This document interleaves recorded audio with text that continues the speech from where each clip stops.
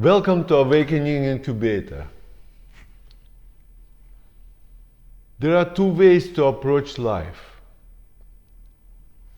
through gaining knowledge and through gaining awareness. We gain knowledge through analyzing, dissecting, differentiating, comparing, understanding, grasping. We gain awareness through dispelling what is untrue and deceptive. Knowledge is conceptual, abstract. Awareness is experiential. It liberates us from superstition and fear. Knowledge is a result of mental exercise.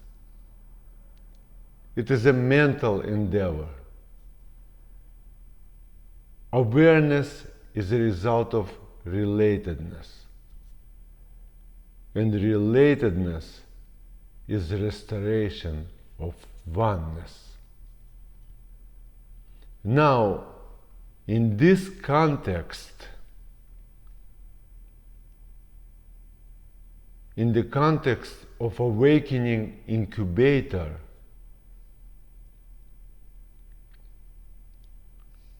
all the burning questions which we have on our mind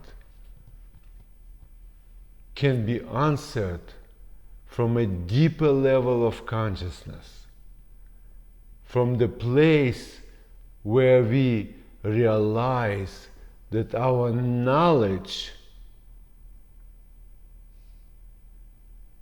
is not really knowing, that our knowledge is only there to serve a purpose of our survival or accomplishing certain result in life. But knowing is something else. Knowing occurs in a state of awareness where you are one with what you attempt to know, right? So in a deep, deep relatedness where you and what you attempt to know comes together, and this seeming duality disappears. Mm-hmm. So now please, any question, and you will see how awareness, which represents simply a stream of consciousness itself, not the stream of thoughts, but stream of consciousness that arises when we see that thoughts are not adequate instrument to penetrate into reality, right? So by seeing that, we just gently put stream of thought aside, and now we are being present, right? Mm-hmm. So you're saying that's how we're going to approach this conversation and all conversations. Yes. From yes. Not it's, from yeah. From the typical archetypal mindset or the basically the brain. We're going to be approaching it from something other than the brain, something that's more on the level of our innate connectedness to the universal consciousness, and hopefully you're saying we'll be able to see things for what they really are, like beyond judgment, beyond So we will basically, the way it seems at first. we will basically see things without conceptualizing, without compulsion to conceptualize, right? So how do we answer everyday, difficult questions like without thinking? Let me without struggle. Like let me ask you one question, one burning question that's been with me my whole life, with me relating to people I know, people I love, people I work with, colleagues, collaborators, family members, and that is the question of the existence of, guess whom? Do you know what I'm going to talk about? Do you know what I'm talking about? Existence of God. Yes, existence of God. Okay. So it's just. But I wanted, before go into that. That's what I always get into fight about with everybody. So. Sure. Yes. So. Yeah, before we go into that, there's something which you've been asking for. Well, many times you went into that, and I think it's a good place to start. So everyone out there gets sense of the power of this approach.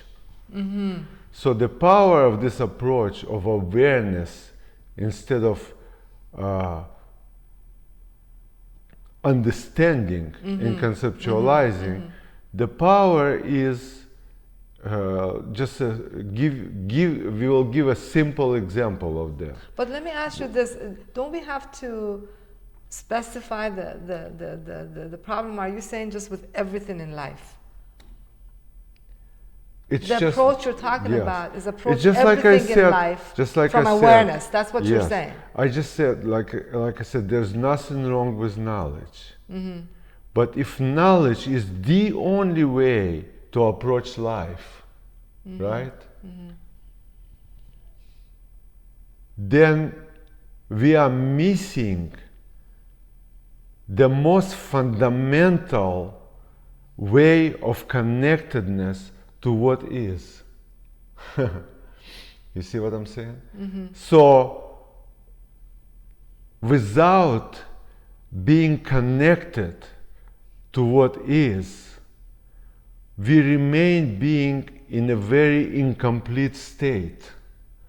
A state of fear, state of anxiety, state of worries, and well, we're constantly, I find myself still constantly, and I try to catch myself every time, constantly thinking about the past, constantly, running, worried about what's going to happen in the future with this and that. So regrets, okay, let's look at that. Regrets about past, worries about future, right? Yeah, so how do you approach that from awareness? That state of mind will never be resolved by conceptualizing and thinking. No matter how much psychological knowledge you will gain, it will never stop the chattering of the mind, right? So, because the approach is very limited here. Now, if you will bring awareness to your own mind, right? And now you bring awareness, and so you see what is, it will expose things that are deceptive. It exposes things which are deluding, And for example, you start looking into words, nature of words, like past. Worries about what? About past. No, what? Worries about future. Right? Regrets about past. So what almost is, every day there's so, a regret about so past. now what is past? Does it exist? Right? Mm-hmm. There is no such a thing. There is no past. So what it's the hell a concept. does that mean? What does it mean? Well, just 1 second. Past is a concept. It's not a reality. So it's a mental construct, right? It's a word which doesn't represent anything, because we know that past doesn't exist. There's always now. Now, now, now. Every moment occurs now. It never occurs in the past. So past exists in our mind like memory. And memory is just chain of thoughts. Interrelated thoughts. Now, the same with future. It's a concept. It's not experience. Right? That's awareness shows us that. See, when we think about things, we don't notice that. We don't differentiate between experience and concept. So, past becomes real, future becomes real, but awareness dispels the reality of the past and the future, right? And it effectively eliminates it from existence, right? So now I'm asking you and all the viewers, experience that right now. So if you dispel the reality of the past, if you just notice that it's not an experience, it's just a mental construct, it's a concept in your mind, right? It's like saying the word apple. It's not an apple. An apple, it's an experience. You can eat an apple. You cannot eat word apple, right? So the same with future. So it's deceptive to assign to the future quality of experience. It's not experiential, it's just a concept, right? Now you can be free from past and the future. And if you are free from the past and the future, regrets cannot occur and worries cannot occur. You see what I'm saying? They just have no juice in your mind. They will occur and immediately subside, right? In that space of now. Because now it's restored. You know, now is real, now is experiential. So in that place now, everything else becomes an illusion. Past and future in the now is clearly seen as an illusion.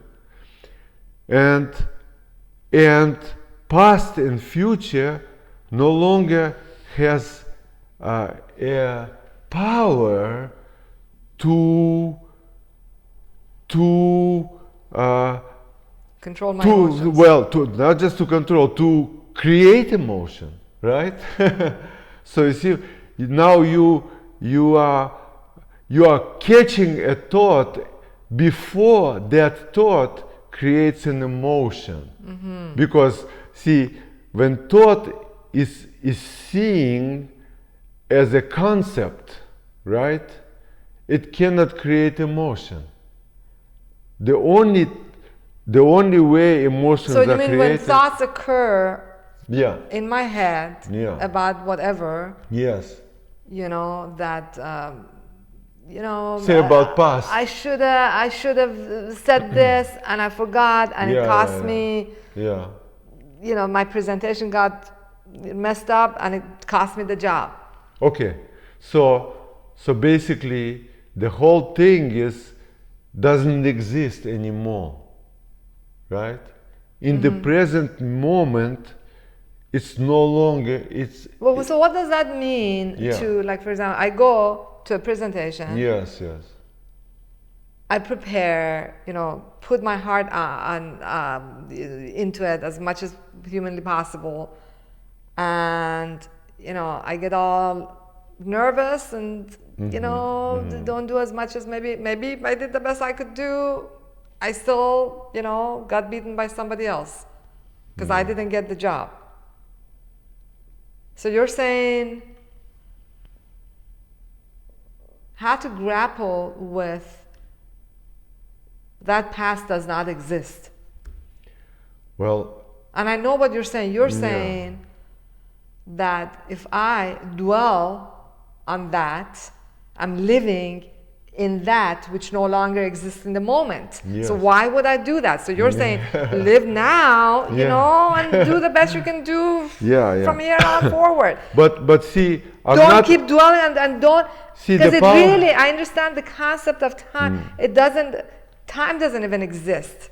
But in terms of, it's really, I want to really build that bridge between the conceptual and the experiential. That I understand it conceptually. And I know most of our viewers do, but at the same time, the human, I really want to be able to at the same implement time, it on every day, all day long basis with experiences every day. Well, the only way to implement it is to bring the awareness to the thought which occurs.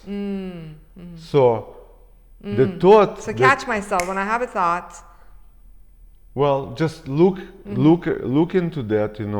Thought, for example, occurred in your mind, like, I didn't do well yesterday in that presentation, right? It's just a thought.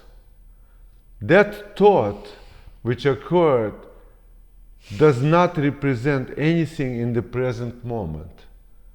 Well, right? It's just like whatever happened is not correctable. The opportunity of to do something then is gone. You can do something about it now. You can create better presentation or go to different places and get different results.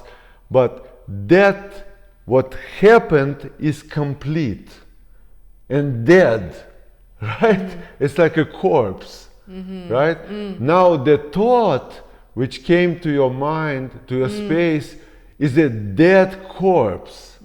Right? You are taking a dead corpse for a live human being. Right? You are trying to resurrect the dead. Exactly. Resurrect the dead. Only Jesus can do that. So we are putting the effort now to relieve, to bring that past back into existence, and then we cannot. Past is gone, complete, and nobody can bring it back. So our effort to bring it back creates this negative emotion. And then the negative emotion now of regrets and regrets of why I didn't do better, and so on and so on. But hey, if the thought recognized as non-experiential as it occurs, experiential means alive, right? Something that has an opportunity in it, a live thing always always comes with opportunity, right? The thought about past experience has no opportunity in it. Every moment is pregnant with opportunity. Yes, well, and we just give it a chance to shine through us. So we need to give our attention to that which has opportunity in it, inherent opportunity. That's what now is. Now is pregnant with opportunities.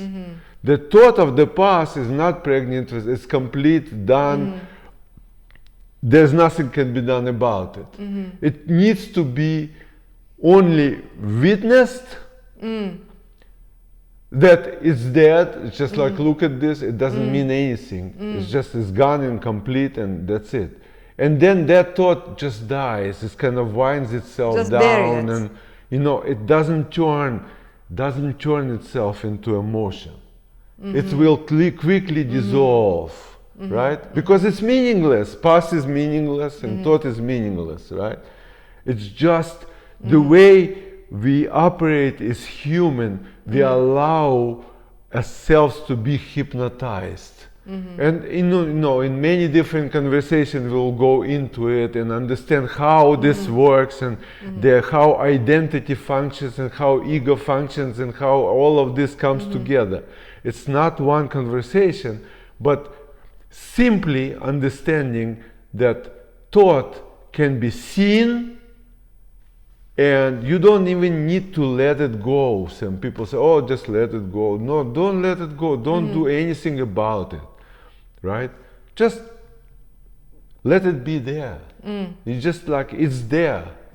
Acknowledge its beingness. So you have a bad feeling about something that happened. You got into fight, Well, feeling, but with a friend or a family member. the feelings are already emotions created by the thoughts of the past, which allow to manifest itself as something, allow to be there for you as something real. So, you know, it's almost like the same thing like when you go to a movie theater and you suspend your reality, right? And the movie becomes real, right? If you sit tight in the movie theater and say, no, I'm not buying into that movie, no matter how good it is. This is just a film. This is nothing's going on there. Then you're not going to have any fun. Then you don't have the experience of whatever is happening, right? So you don't. You have to kind of like relax into the movie to experience it. Yeah. Okay. So we have this inherent capacity to suspend our reality and to experience something which is not true as true, right? And it can be used for entertainment. But now, that's not an entertainment. Your life depends on it. Thought came into your space like a movie, right? So that's how you can relate to it. Like a stream of thoughts in your mind is just the same like a movie. Stories are passing by. And it's up to you. Constantly. The only way they can grab you is if you suspend your reality like in the movie. So you allow this movie of thoughts to become real, right? For you. It's not real. So you now reliving the past as present, right? You're reliving the past, that's what becomes painful. You that's what relive it. Relive it, and past becomes present, right? And it cannot be present, but it creates this emotional, soup. Every time you relive the past, it's like illusion of presence. See, it's like a great illusion. And who creates this illusion? You are the magician. You are the magician which creates out of the movie, which out there, it's on the screen, it doesn't have any reality, it doesn't have any dimension in the real world, nothing is there. And you create a world out of it, right? It's a real world, drama is going on and tears are coming out of your eyes, right? So you have this power, you are the great illusionist. So you have that power to create this thing, So you create this for entertainment, good, enjoy. But now, when the same thing happens in life, you need to do opposite. We habitually doing the same thing, suspend our reality and gives reality to the past in the present. And we need to learn how to resist that, And when it occurs, dispel the movie and detach yourself from it. Do just the opposite, not suspend your reality. Reclaim your reality, right, from your thoughts. You have to reclaim your reality. That's a freaking big power. in life. So that's where you will be in present moment. That's what present moment is. Reclaimed reality from the past which does not exist and from the future that does not exist. The same with any worry about future. Worry comes into your space, it's just a thought, it's a concept, it doesn't exist. You dispel it, you know. You reclaim your reality back and it will never turn into emotion and it will just wind itself down. It just seems like that would be very empowering. Yeah, and, that's freeing up my thoughts. That's the way. That's the way. If you go tomorrow, and any viewer out there, if you go tomorrow and you live your life like that, then it's just a completely different life. Because if you allow past and future to manifest yourself in your mind as real, means that you are living in the movie, self-created story, right? And you cannot approach, you have no entrance into present moment. And everything which can happen to you in life happens in the present moment. This is where all the power is. So you block, by doing that, you are blocking the way of the powerful interaction with the world, right? Manifesting your powers. You have all the powers. You have the same brain as Einstein. You know, the brain is the same brain. There's no difference. We all do. So, and for sure, unquestionably, you have this tremendous talents which no one else has. Everyone has his own talent, his own unbelievable way to contribute to the world. But that contribution to the world and rewards which you will get out of this contribution can only happen in present moment, right? So you have to master, you know, awareness. You have to master giving reality, claiming reality back, and it has to happen all the time. It has to become like, you know, so basically instead of experiencing the thoughts of worries and regrets all the time, and that's the default. Or stuff is exactly, it's default state. I'm bored now. And that's that's exactly how we're all raised to be and to think, you know, to be constant. Because you know, ever since I remember myself, my parents said, no, don't do this, you know, do that, don't do this. This is wrong. I mean, yes, they're trying to teach you, you know, in the best way that they can, but they're basically setting you up for failure. Society, family, for the most part, they're setting you up for thinking, you know, you do something, oh my God, you gotta be punished, you know. So you're constantly, oh my God, I've screwed up in the past. As a toddler, you're constantly punished for something that you messed up in the past. So, you know, you're just like, this has become second nature to most people through our development. Yes, the awareness. So many problems exist in society which would completely disappear if people will, if we will start living real life instead of imagined life, right? Instead of living in the movie of our own making, we actually can relate to what is there, and we can relate to other people, right? And the only way to relate to other people is in the present moment. So there is no way of avoiding this, what I said, the mastery of reclaiming the reality, right? That we got robbed out of. Well, I feel like I got robbed out of it. But there's no thief. There is no thief though. We No, got but trapped. Well, you know, in our development Yeah. as children, Yeah. and throughout, you know, Yeah. family teaching for the most part, for most people, you know, social teachings in school and everything, it's just like, you know, now it's like I feel like, God, it's a second chance for me Yeah. to see that illusion.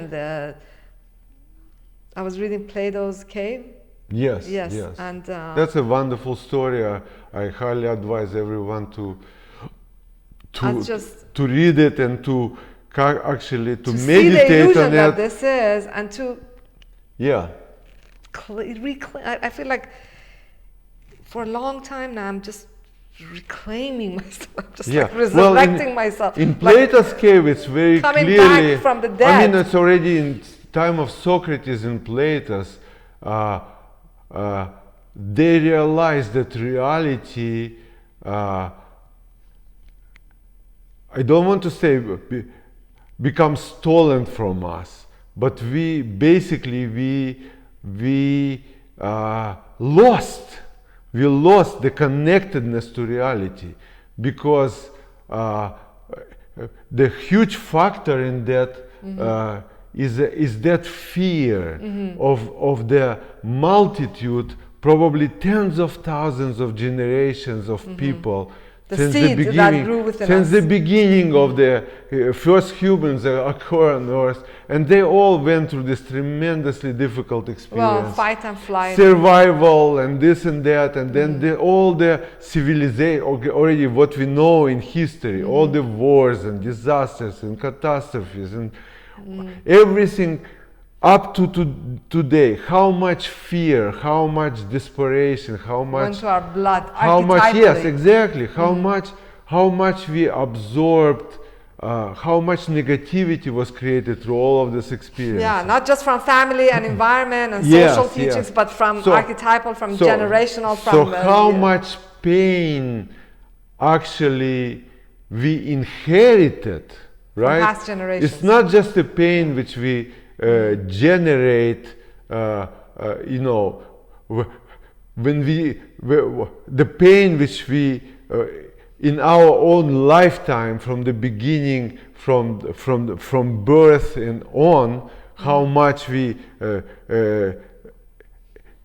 bad experience, whatever happened to us, or what we misinterpreted, how much it affected our perception. But all that pain of all this generation. So right now we have an opportunity to really get present to that mind which we are born with, and the mind which developed to the present moment, wherever everyone is. You are 20 years old, you are 30 years old, you are 50 years old, you are 80 years old, it doesn't matter. You can now,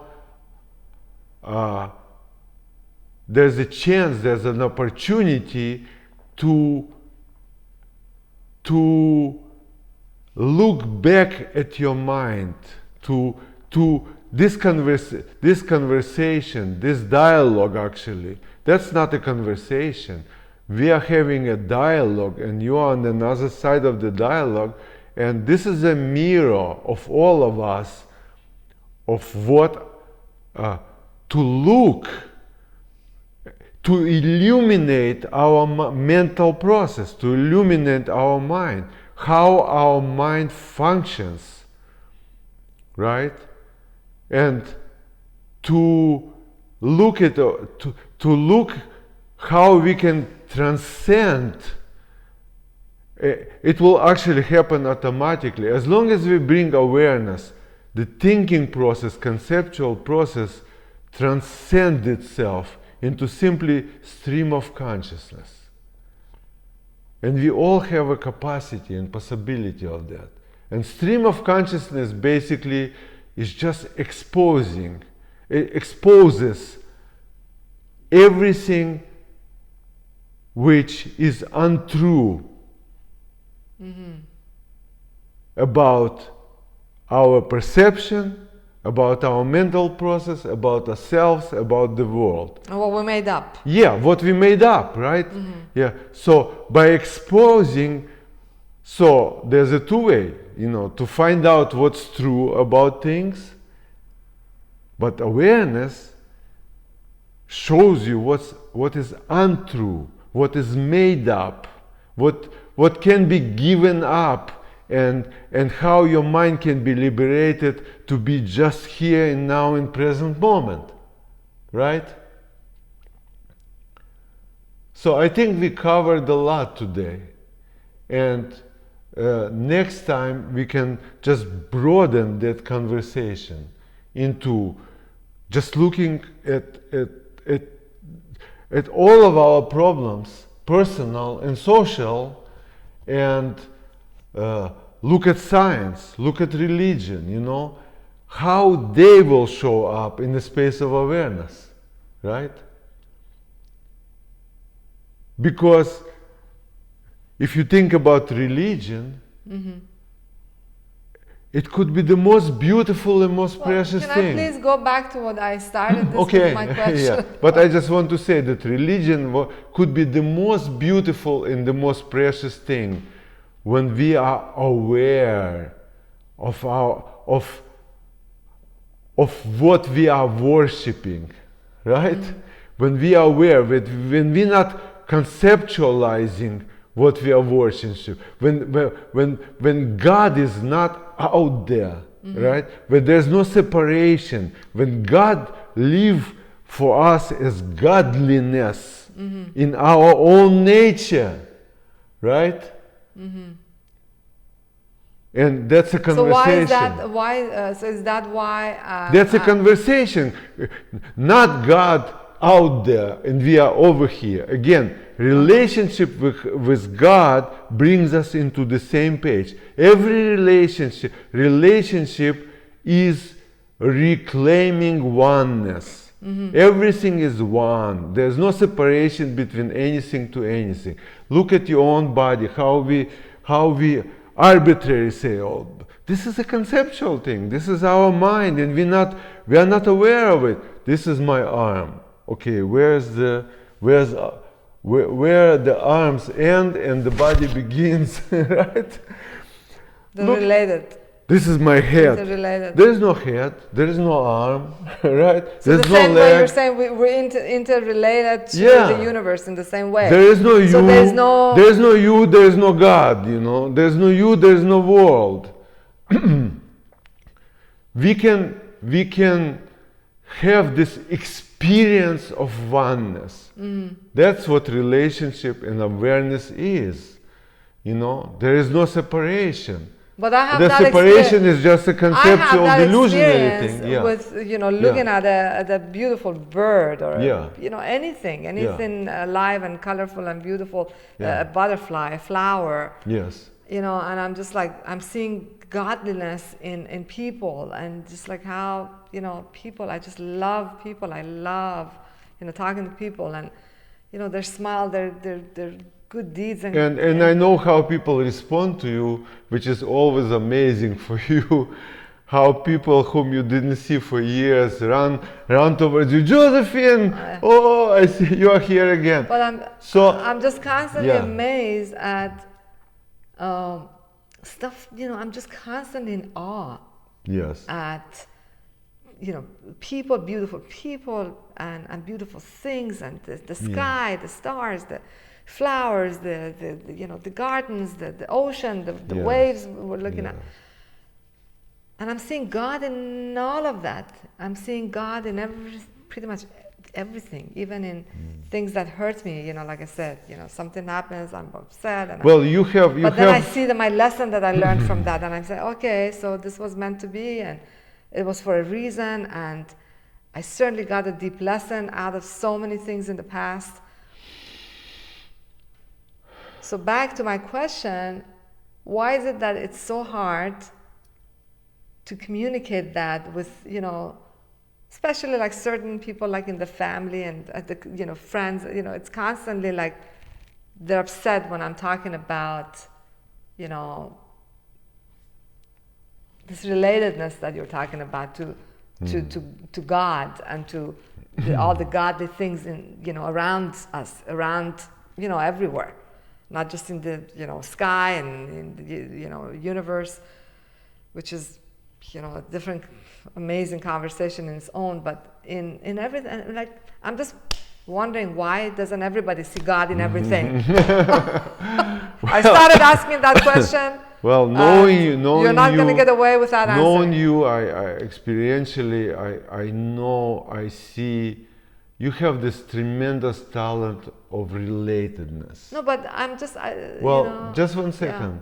Not every, we all have talents. I think everybody's got and we all that have potential. talent. I see that potential in people that, family members that were constantly, at dinner table, were fighting. They're not okay if I, say a prayer before dinner, for example. And, God forbid, I utter the word it's just God. And it's just difficult sometimes. And you have to just, you're walking on hot coal, around certain members of, your loved ones. And you're thinking, well, it's not like I'm, dogmatic. I'm not, a regular churchgoer or what have you. And I'm not, but I just see, so much. I'm like, there's got to be a creator out there to have this, and I also see, the teachings of, all these amazing, all the teachers of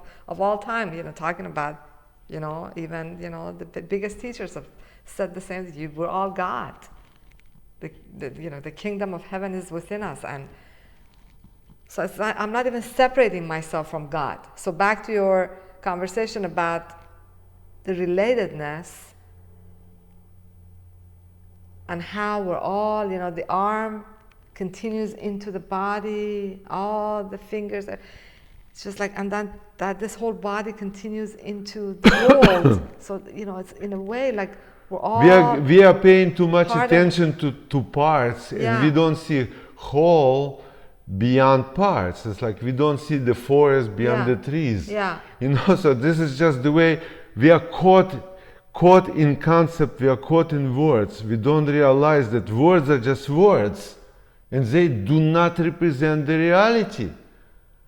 That's kind of like, oh my God. If you just suddenly realize that our language doesn't represent reality at all. You know what I'm saying? Not even connected to reality, in any way, shape, or form. Mm-hmm. So is that why people are having a hard time with... it's just our invention. With it's our conceptual... It's a tool, It's a tool. We created a tool. So you're saying language is the problem. It's like language is a tool. It's a communication problem. So it's not. So when people say, "Oh, I'm an atheist," versus "Oh, I believe in God," it's the imperfection of language that creates that separation. Well, first of all, if awareness is there, there is no more insistence on your separation in any shape or your form. Belief.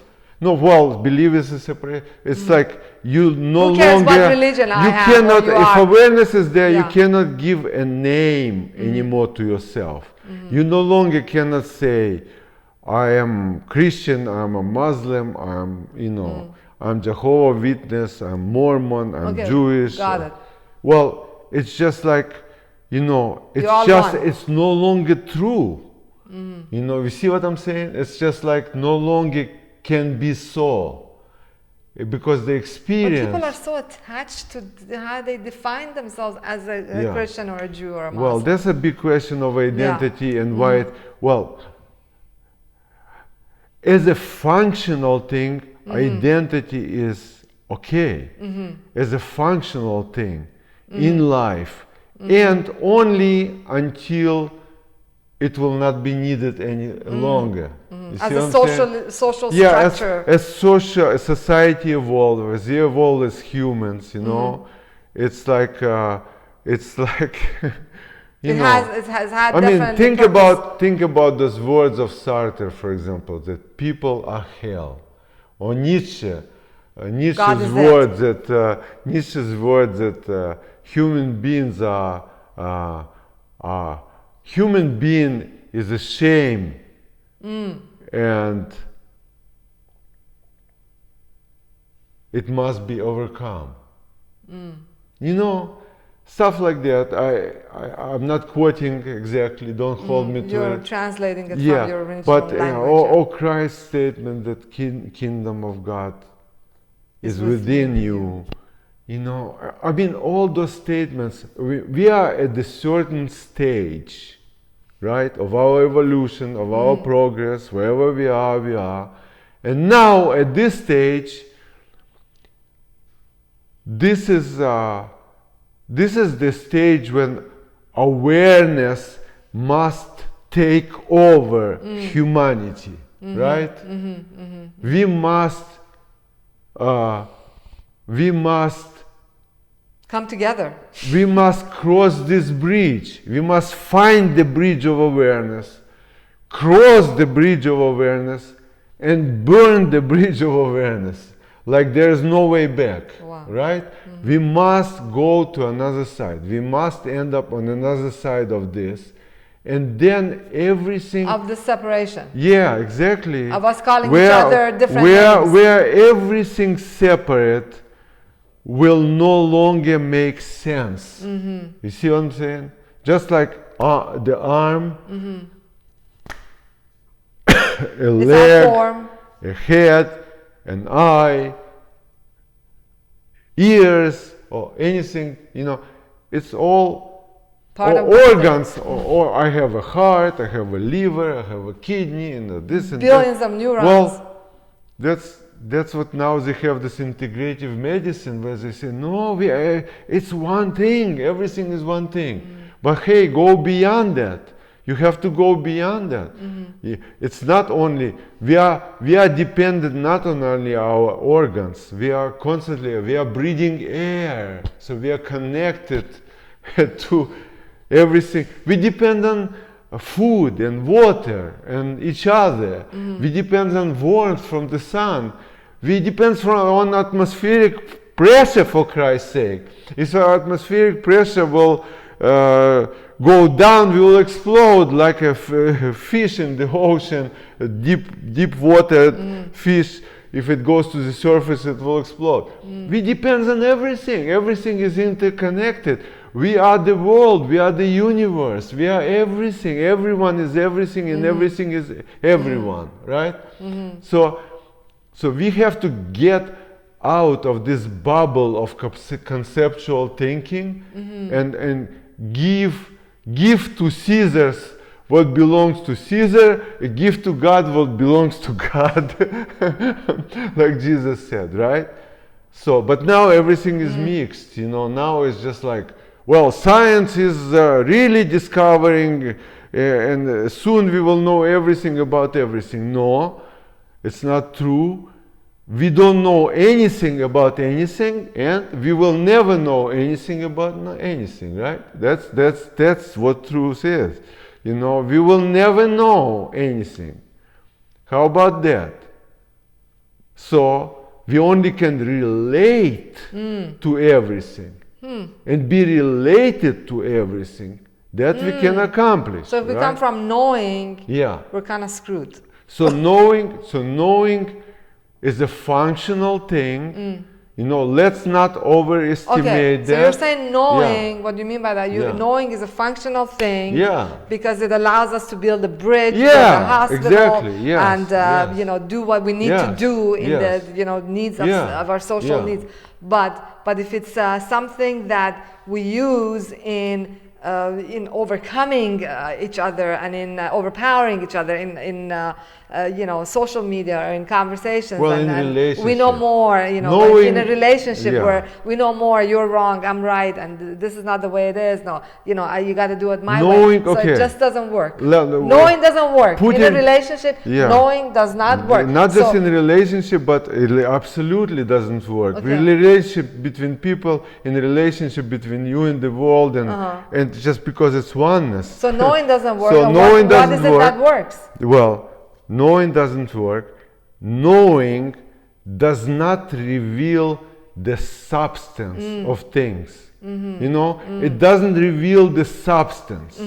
It's only, you see what I'm saying? The substance of everything is experiential, right? It's an experience of the moment. That's the only thing which exists. That's what now is. That's what present is. This is who you are. You are the present moment. You are. You see what I'm saying? You are the experience of the present moment. And more than that, you are the possibility of any experience. You are the possibility. You are actually potentiality of any experience, of anything. That's why when if I will give you, for example, now show you, give you to smell some new perfume which you never smelled before. You don't know anything about it. You immediately recognize the smell. Any taste I give you to taste, you immediately identify. Where did you learn that? You can't learn that. You know what I'm saying? This is you, who you are. You are that. You are that smell. You are that potentiality to smell. You are potentiality to see colors. Your potentiality of anything, you know. You are unfolding potentiality. That's a beautiful part right? of life. So you are unfolding potentiality, and you are the one who arrives into the present moment all the time. It's a constant, you are constant arrival. That's so unbelievably powerful what you're saying there. Now, I'm getting it. Okay. So then I'm upset about something. If I see what you're talking about, then I'm like, oh my God. You know what? And so many times I've experienced this, and I'm experiencing it now, where it's like, God, you know, that bad feeling that I had, you know what? It's not so bad. My God. Jesus, that's powerful, because that's like, oh my God. Yeah. You know what? Yeah. I'm just feeling it. Well, if you I'm letting myself feel think that about failure, Think about that regret. I'm just letting myself. There's nothing wrong with feeling it. Absolutely. No, if you relate to it, and it winds itself down. Whatever you relate to it. That bad feeling I had now, it's like I feel it like it's dissipating now. See, exactly. And it dissipates. And it's like a whole new openness, like to like something else to come into that space. Yeah. Oh my gosh, that's it. We got to continue this conversation. Yeah, we will continue this conversation, but I just want to finish it with that. It's just like light arrives at the lamp. You know, the lamp, life, the photons are constantly arriving, and it gives light and turns into light, right? You are constantly arriving. You are arriving in the present moment, and that arrival illuminates the present moment for you. So you are the illuminating source. You are the illuminating source of life. This is why Jesus said that you are the light lamp. Of the world. You are the light to the world, and you are the lamp. And put yourself high. Don't hide under the table. He said that? Rephrasing it. Yeah, he said, don't hide your light. You are the light to the world. So by being present, you become light for everyone else. In that light, people start seeing themselves, and relationships become possible. Wow. Okay, it's enough for today. Thank you so much for listening, and we'll continue. We shall continue this conversation.